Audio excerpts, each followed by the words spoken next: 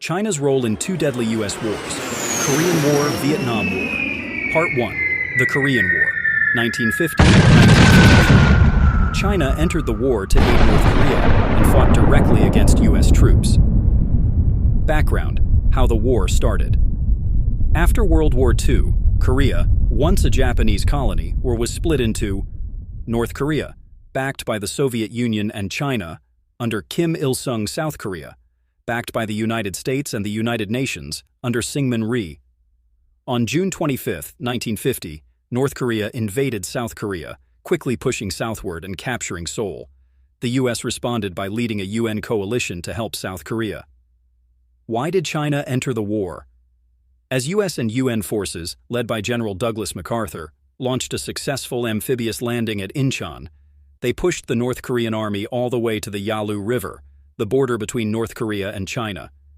China viewed this as a direct threat to its national security, a potential prelude to U.S. invasion of Chinese soil, a challenge to the newly formed People's Republic of China, which had only existed since 1949. China's massive entry into the war.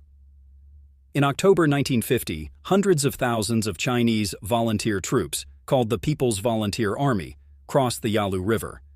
They fought in harsh winter conditions, using stealth, manpower, and surprise attacks.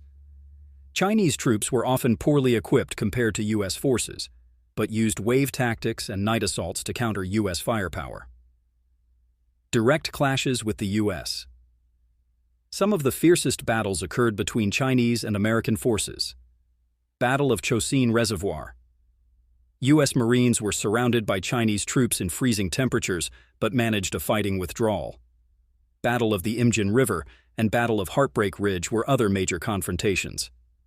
Both sides suffered enormous casualties. Stalemate and ceasefire. By mid-1951, the war settled into a deadly stalemate around the 38th parallel. On July 27, 1953, an armistice agreement was signed at Panmunjom. A demilitarized zone, DMZ, was established, and still exists today. No peace treaty was ever signed, and the war technically never ended. Legacy of China's involvement in Korea. China secured North Korea as a buffer state. It gained prestige and legitimacy in the communist world, but it came at a cost. Hundreds of thousands of Chinese troops died.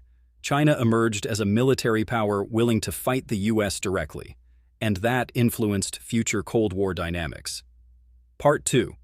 The Vietnam War, 1955-1975.